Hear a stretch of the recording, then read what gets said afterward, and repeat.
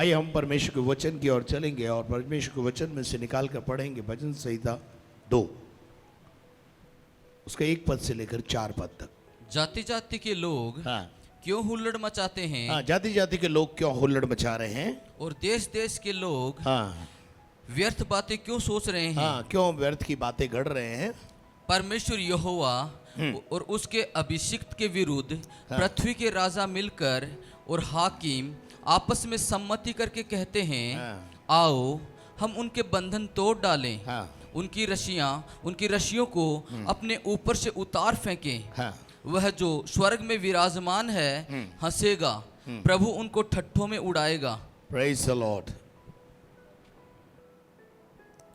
मेरे अजीजों, यहाँ जो लिखने वाला है वो दाऊद बादशाह है, और जब वो लिख रहा है तो एक भविष्यवाणी के रूप में उसने इस बात को शुरू किया है कि जाति जाति के लोग क्यों हुल्लड़ मचाते हैं, एक प्रश्न है, और देश देश के लोग क्यों व्यर्थ की बातें सोच रहे हैं। यहोवा के उस अभिषिक्त के विरुद्ध, अभिषिक्त का मतलब है मसा किया हुआ, और वो ये बात सीधी सीधी मसीह यीशु के लिए है, जबकि यीशु मसीह उस समय औचित्य में यानी देह में नहीं है। उसके आगमन के विषय में बात है, लेकिन यहां पर आगमन हुआ नहीं है।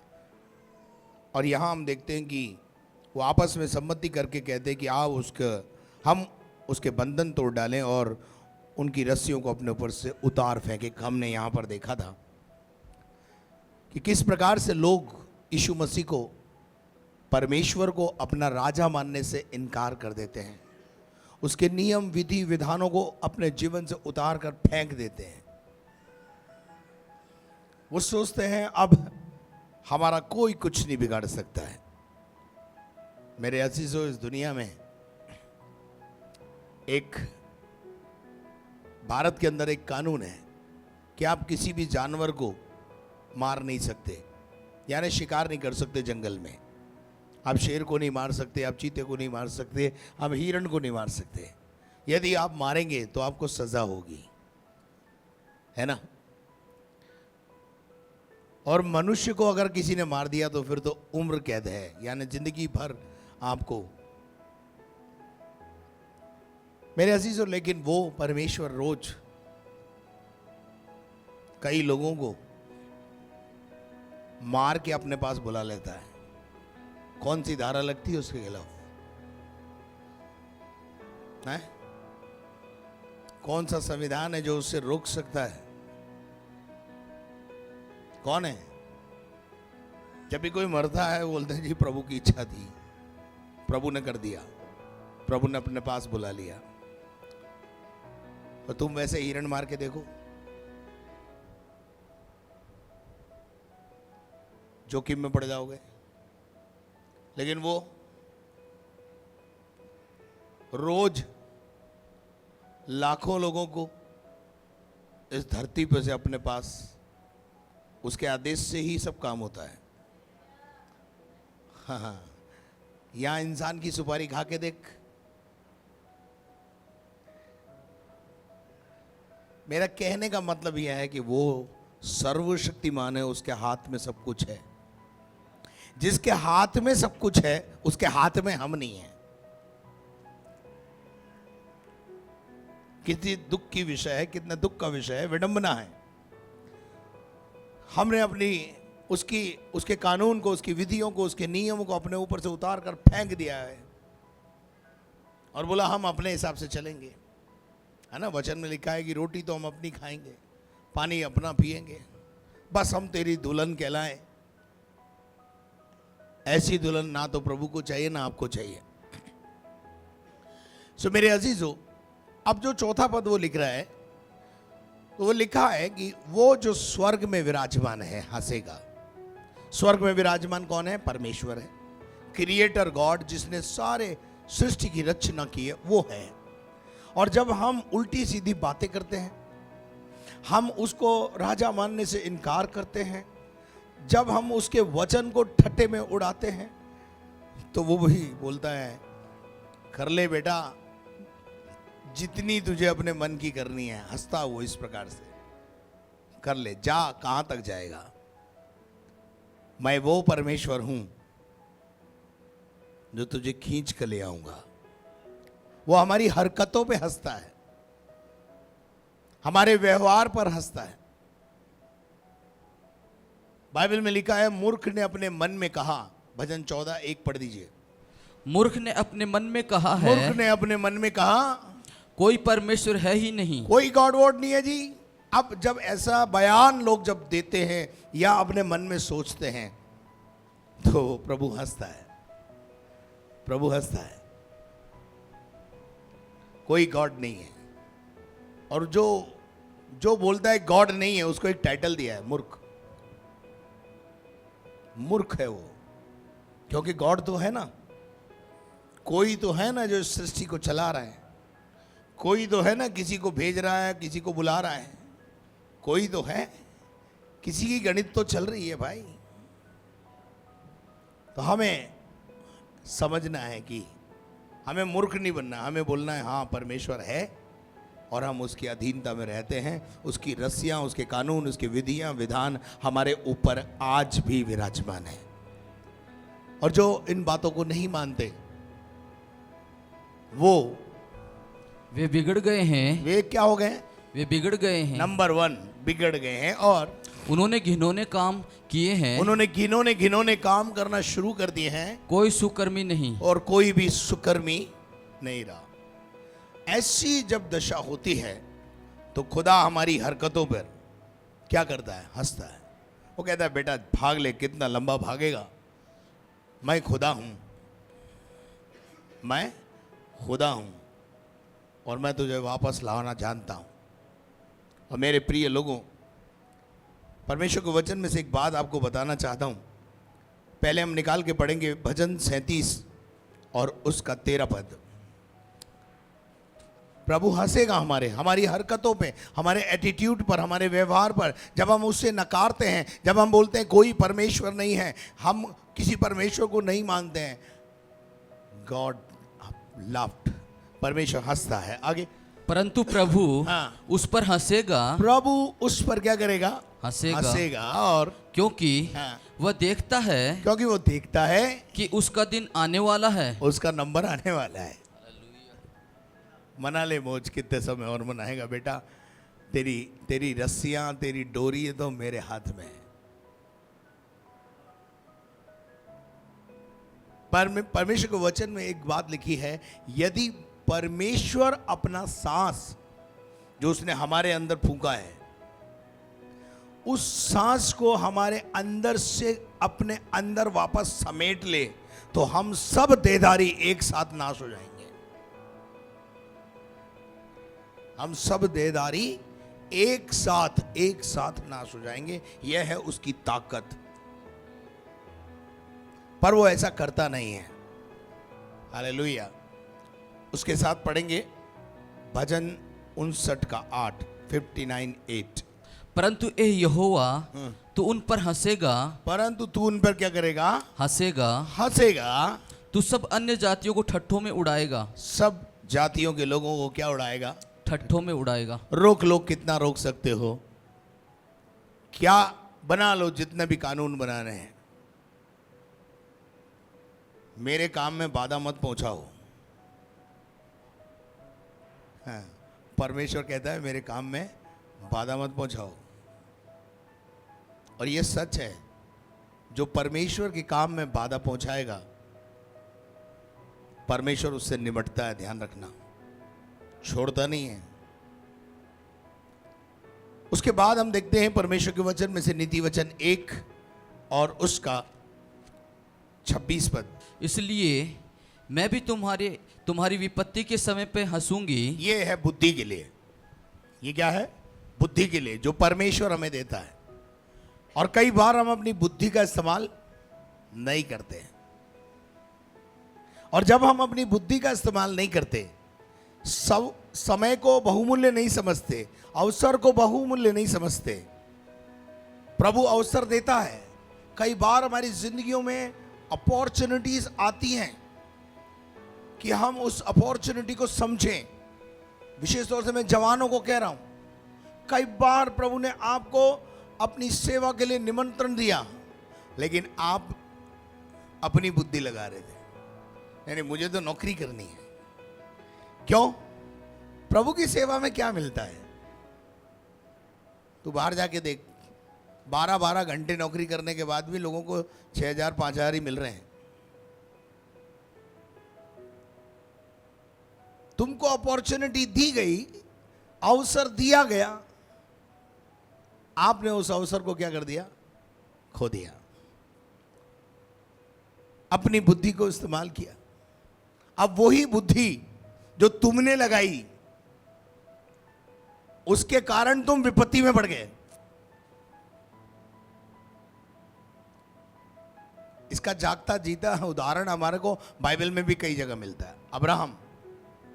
अब्राहम से परमेश्वर ने कहा था, कम आई विल ब्लेस यू, और मैं तुझे ऐसी आशीष दूंगा कि तू आशीष का मूल बन जाएगा, और आकाश में जितने तारे हैं उतनी तेरी औलाद होगी। इंतजार नहीं किया, बुद्धि ली, बुद्धि का सहारा लिया। बीच में किस चीज को जन्म दे दिया? इस्माइल को जन्म दे दिया। इस्माइल क्या बन गया? आप सब जानते हैं। मेरे अजीज हो, कहने का अर्थ यह है कि जब बुद्धि कहती है हमें कुछ, यहां पर बुद्धि के लिए लिखा है, इसलिए मैं तुम्हारी विपत्ति के समय में तुम पर क्या करूंगी? हंसूंगी। क्योंकि जो सही निर्णय तुमने नहीं लिए समय रहते हुए, उसके कारण तुम्हारा जीवन उजाड़ हो गया। आज मैं ऐसे कई जवानों को देखता हूं, ऐसे कई जवानों को जानता हूं, जब उनको अवसर दिया गया ना प्रभु की सेवा के लिए, तो उन्हें संसार प्यारा लगा, उन्हें दोस्ती प्यारी लगी, और वो दोस्ती और संसार के अंदर चले गए। मेरी नहीं सुनी, प्रभु की नहीं सुनी, पवित्र आत्मा की नहीं सुनी।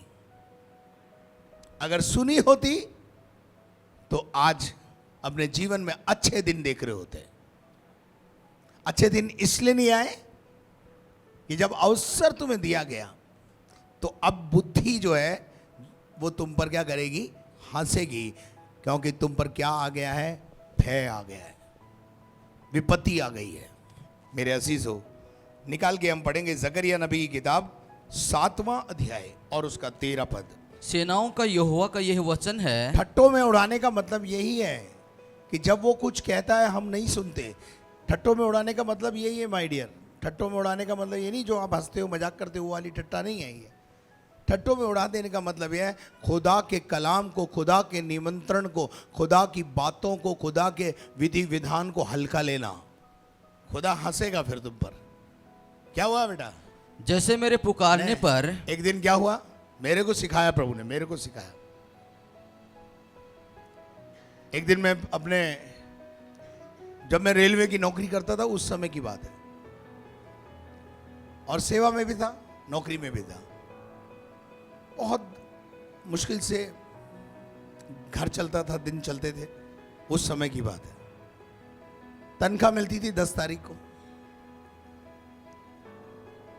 7 या 8 तारीख होगी। उस दिन मैं अपने पेट्रोल पंप पे पेट्रोल भरा रहा था।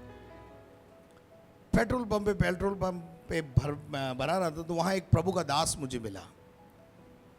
अब मेरे पास 200 रुपए थे, 100 रुपए का मैंने पेट्रोल डलाया और 100 रुपए मेरे पास थे।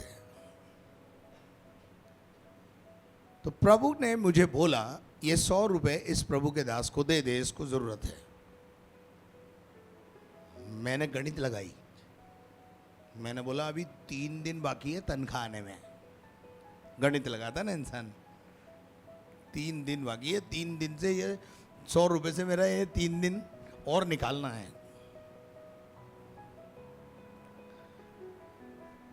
मैंने अपने आप को कठोर किया। हो सकता है उस प्रभु के दास का तो इंतजाम प्रभु ने कहीं और से कर दिया होगा, पर मुझ निकम्मे को तो सिखाया, मुझे निकम्मे को सिखाया। आधे घंटे के बाद मैं जब मार्केट में ही था, मेरी पत्नी का फोन आया। बोले कहाँ हो आप? मैं बोला क्या हो गया? बोले जल्दी घर आओ, मेरी जो बीच वाली बेटी है वो बीमार नहीं होती थी कभी भी, पूछ लो। दूसरी बेटी जरूर बीमार हो जाते थे, लेकिन वो बिल्कुल स्वस्थ रहती थी। उस दिन इनका फोन आया कि उसको बुखार आ रहा है बहुत तेज। मैंने बोला वो उसको कैसे आ गया? पता नहीं कैसे आ गया। अच्छा जी चलो। घर आया, देखा वाकई में बच्ची जो है बुखार में तप रही। हम दोनों तैयार हुए, उस बच्ची को लेकर के अस्पताल पहुंचे। डॉक्टर ने फीस ली 100 रुपए। पर्चा बना के दिया 300 रुपए की मेडिसिन का। 300 रुपए की दवाई जैसे तैसे करके आप समझ जाओ खरीद ली होगी। घर आया, उसमें से एक भी गोली लेनी नहीं पड़ी, बच्ची वैसे ही ठीक हो गई। मुझे समझ में आ गया, मैंने बोला बेवकूफ, खुदा का कहना माना कर, खुदा की बातों को सुना कर, बचा लिए। खुदा जिससे प्यार करता है उसको ऐसे थप्पड़ मार के भी सिखाता है। मुझे तो सिखाया, आप सीखें या ना सीखें, कभी कभी हमें दूसरों के अनुभव से भी सीख लेना चाहिए। लेकिन हमारा क्या प्रॉब्लम है मालूम है? मारवाड़ी में कहावत है, ठग के ही ठाकर साहब बनते हैं। अब सबको ठाकर साहब बनना है, यीशु मसीह जैसा तो किसी को बनना नहीं है। जिसको देखो वो बोले ठग के ही ठाकर साहब बनते हैं। अरे भैया, यीशु जैसा बनना है, पौलुस जैसा बनना है, पतरस जैसा बनना है, ठाकर क्यों बनना है? क्या रहनी हाउ जकरिया 7:13 में क्या लिखा, पढ़ो। सेनाओं के यहोवा का ये वचन है, हाँ, जैसे मेरे पुकारने पर, जैसे मैंने पुकारा, मैंने बुलाया, मैंने इनविटेशन दिया, मैंने बोला आजा बेटा, पर उन्होंने नहीं सुना, परंतु उन्होंने नहीं सुना। सेनाओं के यहोवा ने पुकारा हमें, जैसे मेरे पुकारने पर, जैसे मेरे पुकारने पर उन्होंने नहीं सुना। मेरे पुकारने पर, यानी बोला होगा ना, पुकारने का क्या मतलब है? बेटा आजा आजा। हमने क्या बोला? प्रभु हमारे पास समय नहीं है। अब प्रभु क्या कह रहा है? वैसे ही उसके पुकारने पर मैं भी न सुनूंगा। आपको पता है फरवरी के महीने में, मार्च के महीने में एग्जाम होते हैं। बहुत स्टूडेंट बिल्कुल जागरूक हो जाते हैं। ये 2 महीने स्टूडेंट की भीड़ बहुत रहती है कलीसिया में। वो आप समझ जाओ क्यों रहती है। हर आदमी, हर बच्चा आता है, भाई साहब मेरे लिए प्रार्थना करो। मैं बोला 8 महीने कहां था, 10 महीने कहां है? आप एक बात ध्यान रखिए, अपना कनेक्शन बराबर परमेश्वर के साथ बना के रखिए। विपत्ति के समय में वो तुम्हें छोड़ेगा नहीं,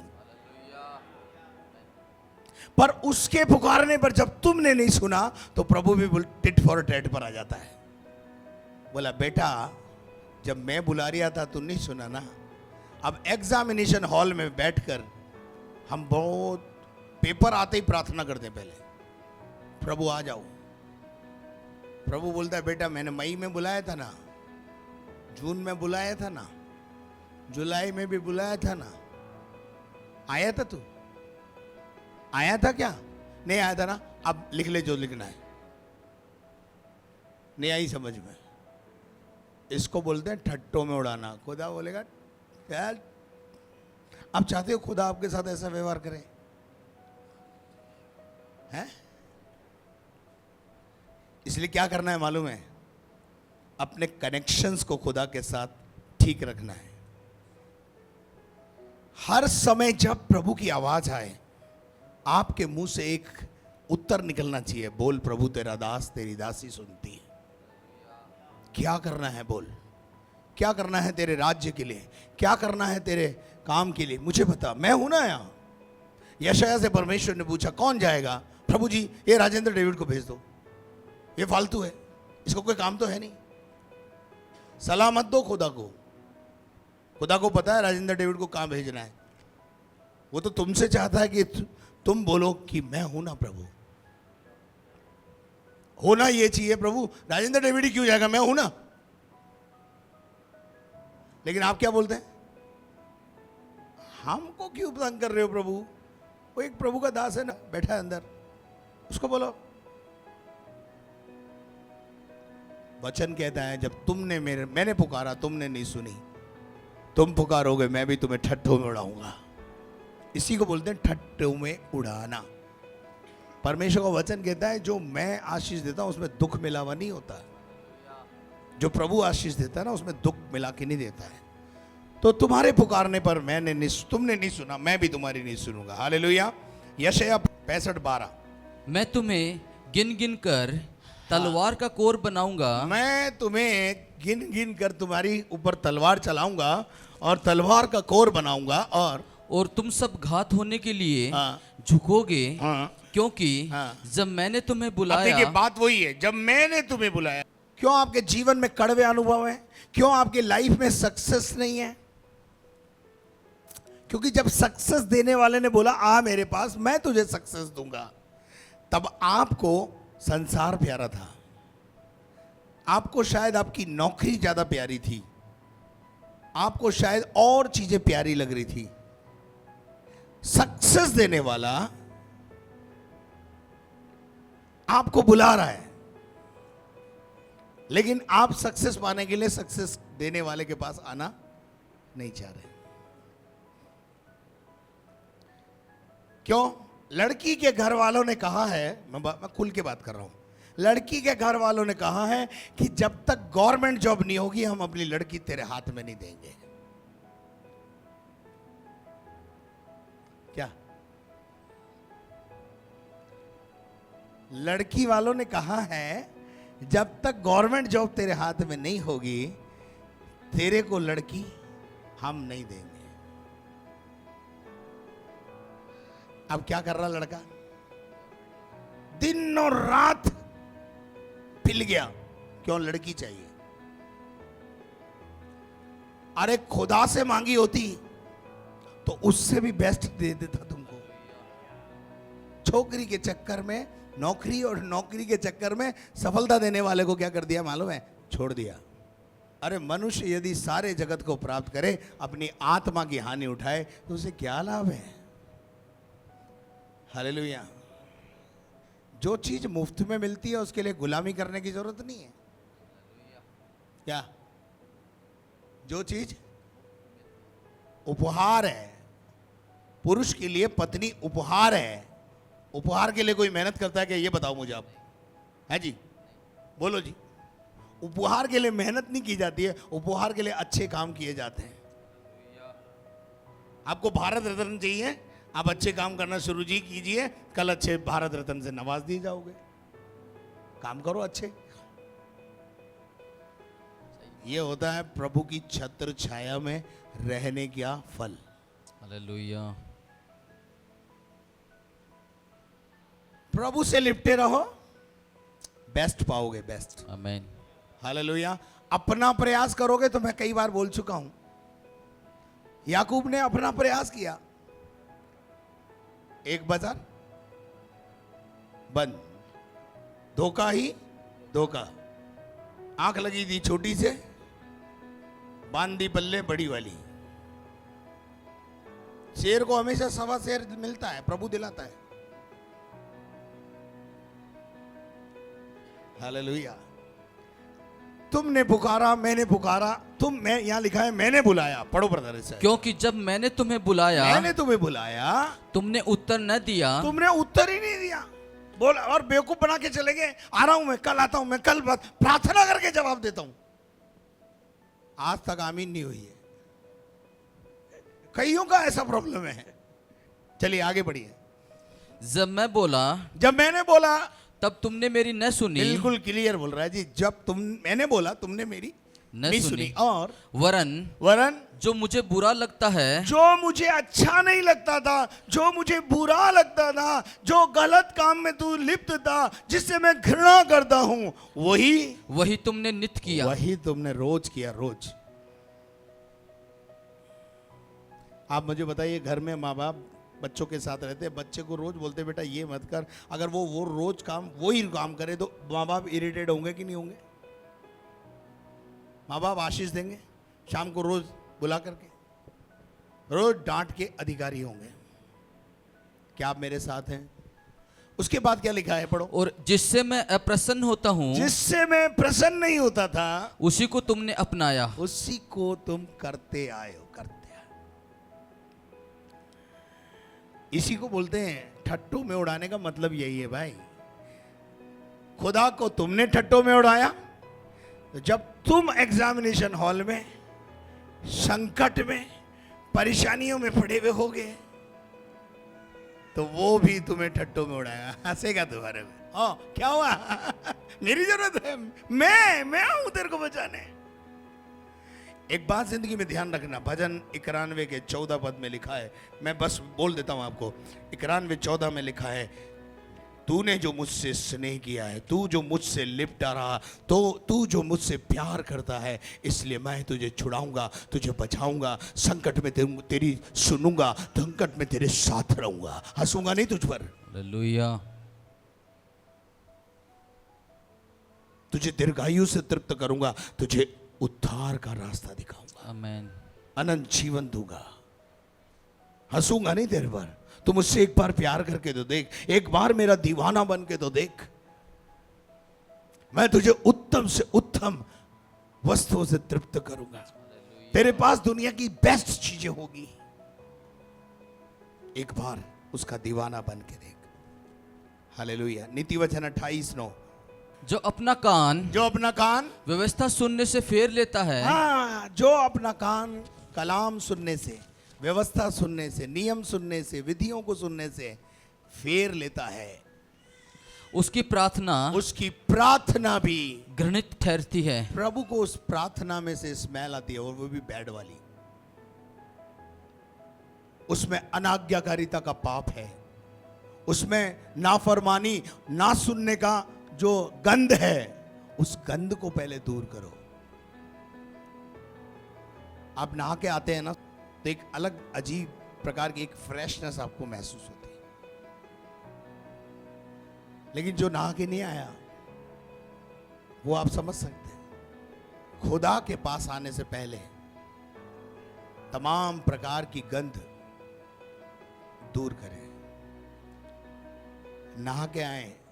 हमारा क्या प्रॉब्लम है मालूम है? जब हम नहाते नहीं तो डीओ लगा लेते, वो डीओ ज्यादा देर नहीं होता भाई काम, डीओ तो डीओ ही है, नहाना ही है। डीओ से ही काम चल जाए तो फिर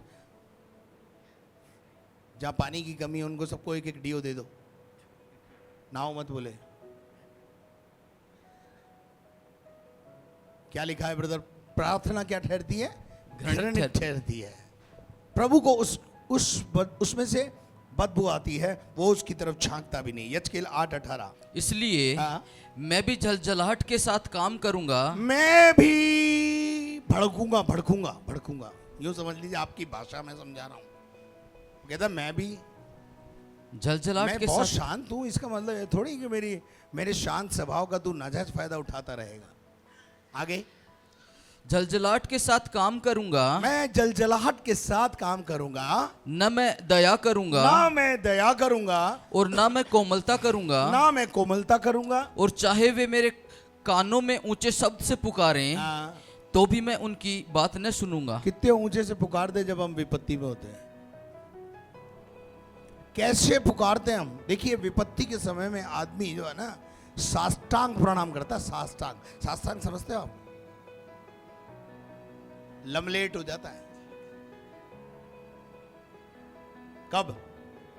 जब उसके जीवन पे कोई विपत्ति आके पड़ती है, और प्रभु कह रहा है मैं विपत्ति में तेरी सुनूंगा नहीं। तूने मुझे ठट्टे में उड़ाया, जब मैंने बुलाया, मैंने बोला आजा मेरे पास, आजा मेरे पास, आजा मेरी बाहों में, नहीं आया ना, आजा मेरी सेवा में नहीं आया ना, तूने मुझे ठट्टों में उड़ाया, अब ले ले नौकरी। जितने लोग इस चक्कर में नौकरी ढूंढ रहे हैं ना, उनको मेरी एक सलाह है, डाली पेड़ से अलग होकर सरवाइव नहीं कर सकती है। डाली पेड़ से अलग होकर, डाली को अगर सरवाइव होना है, फलवंत होना है, तो उसको पेड़ के साथ जुड़ा रहना बहुत जरूरी है। पेड़ प्रभु यीशु मसीह है, डाली हम हैं। अगर डालियों में फल आना है तो पेड़ के साथ जुड़े रहना है। यीशु मसीह ने स्पष्ट रूप से कह दिया, तुम मुझसे अलग होकर कुछ नहीं कर सकते हो। जिन्होंने जाके कोशिश कर रहे ना, कुछ नहीं हासिल हो रहा। लेकिन जो जुड़े हुए हैं, प्रभु के साथ लिपटे हुए हैं, उनके पास नौकरी नहीं है, उनके पास कुछ भी नहीं है, फिर भी उनके पास उपयोग और उपभोग के लिए बेस्ट चीजें दे रहा प्रभु। दे रहा कि नहीं? अरे खुदा को परख के देखो, वो कैसा भला है। उसे प्यार करके देखो, उसे ठट्टों में मत उड़ाओ, नहीं तो वो भी तुम्हें एक दिन ठट्टों में उड़ाएगा। जितना विरोध हमारे यहां भी इस समय है ना, आप क्या समझते हैं खुदा चुप बैठा है? खुदा हंस रहा है? आप प्रभु के दासों को जब पिटाई होती है, जब वो अंदर बाहर होते हैं, जब वो परेशान होते हैं, खुदा हंसता है। किन पर? उन पर जो इस प्रकार की हरकतें कर रहे हैं। क्या खुदा छोड़ देगा उनको? खुदा कभी नहीं छोड़ेगा, ध्यान रखना। खुदा कभी नहीं छोड़ेगा। खुदा अपना काम करे बिना मानेगा नहीं। तो भी मैं उनकी बात ना सुनूंगा। यिर्मयाह 7:13 पढ़ दीजिए। अब यहोवा की ये वाणी है कि तुम जो ये सब काम करते आए हो, और यद्यपि मैं तुमसे बड़े यत्न से बातें करता रहा हूँ, मैं यत्न से तुमसे बातें करता आया हूँ, तो भी तुमने नहीं सुना। लेकिन तुम्हारी प्रॉब्लम क्या है? तुमने नहीं सुना। तुम सुनते नहीं हो। तुमको बुलाता हूं, तुम आते नहीं हो। तुम मेरी बातों को काई में उड़ा देते हो, ठट्टों में उड़ा देते हो। तो बेटा ध्यान रखना, जब संकट आएगा, परेशानी आएगा, तो मैं भी हंसूंगा, मैं भी तुम्हें ठट्टों में उड़ा दूंगा। आगे क्या लिखा है? तो भी तुमने नहीं सुना, तुमने नहीं सुना, और तुम्हें बुलाता आया, तुम्हें बुलाता आया, परंतु तुम नहीं बोले। तुम बोले ही नहीं कुछ। तुम्हारा कोई समर्पण तुमने दिखाया नहीं। मेरे अजीजों, यूहन्ना 9:31, आप सुनना ध्यान से। हम जानते हैं, ये यहूदी बोल रहे हैं, ये शास्त्री बोल रहे हैं, हम जानते हैं कि परमेश्वर पापियों की नहीं सुनता। परमेश्वर किसकी नहीं सुनता भाई? पापियों की। हाँ जी, परमेश्वर किसकी नहीं सुनता? पापियों की नहीं सुनता, लेकिन किसकी सुनता है? परंतु यदि कोई परमेश्वर का भक्त हो, अब देखो, प्रभु से अलग होकर आप प्रार्थना करते हैं। प्रभु से अलग होने का मतलब संसार प्यारा है। जिसको संसार प्यारा है वो प्रभु को पुकारता है। प्रभु बोलता है, नो, पहले मेरे राज्य और धर्म की खोज कर, सब कुछ मिलेगा तुझे और बेस्ट दूंगा। पहले मेरे राज्य और धर्म की खोज कर। हमारी क्या प्रॉब्लम है मालूम है? पहले तू हमारे लिए कर, फिर हम सोचेंगे। नहीं, गलत बात। ऐसी शर्त कभी प्रभु के लिए सामने नहीं रखी। प्रभु जो तू बोलेगा मैं करूंगा। कोई बात नहीं, अगर बेस्ट नहीं भी मिलेगा तो मुझे जो आप बोलोगे, जो दोगे, मैं लूंगा। आगे बढ़िए। परंतु किसकी सुनता है? यदि कोई परमेश्वर का भक्त हो, यदि कोई खुदा की भक्ति करता हो उसकी और उसकी इच्छा पर चलता है, उसकी इच्छा पर चलता है, तो वो उसकी सुनता है। उसको कभी ठट्टों में नहीं उड़ाएगा। इसका अर्थ यह है, उसका कभी मजाक नहीं होने देगा, उसको कभी इग्नोर नहीं करेगा। वो उसकी हर प्रार्थना का उत्तर आएगा। कोई तो बोले हालेलुया। क्या आपको मेरी बात समझ में आई? परमेश्वर हम पर कब हंसता? जब हम उसकी बात नहीं सुनते, इग्नोर करते। तो आज से एक निर्णय लें, खुदा की आज्ञा का पालन करना मेरे जीवन का प्रथम कर्तव्य होगा। वो बोले और बंदा ना सुने, ऐसा हो नहीं सकता। एक बात ध्यान रखना, वो भक्त लोगों की सुनता है। वो किसकी सुनता है? भक्त लोगों की सुनता है। एक बात ध्यान रखना, एलिया के लिए लिखा है वो हमारे समान दुख सुख भोगी मनुष्य था। एक बार एलिया ने एक उल्टी प्रार्थना भी की। किसी को पता है उल्टी प्रार्थना क्या थी? 3.5 साल बरसात नहीं हुआ, आकाश बंद हो जाए। 3.5 साल तक ब्लेसिंग्स रुक जाए। आकाश बंद हो जाने का मतलब, पानी ना बरसने का मतलब यही है। 3.5 साल तक अकाल का पीरियड रहे। क्या खुदा ऐसी प्रार्थनाएं भी सुनता है? बोलिए ना, हाँ या ना में उत्तर दीजिए। हैं? पर किसकी किसकी सुनी? एलिया जैसे बनो, फिर खुदा से बोलो, फिर खुदा ऐसे काम भी कर देगा। लेकिन ऐसी परिस्थिति क्यों आई एलिया के लाइफ में कि उसको ऐसा बोलना पड़ा?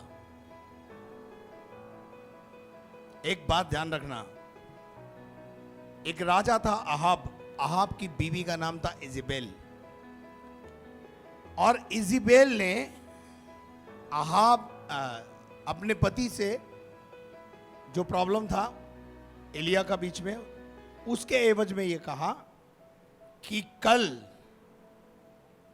एलिया की हालत अगर मैं ऐसा ना कर दूं, यानी उसे मार ना डालूं, तो मेरा नाम इजेबेल नहीं। यूं समझ लीजिए आप, एक चुनौती, एक चैलेंज।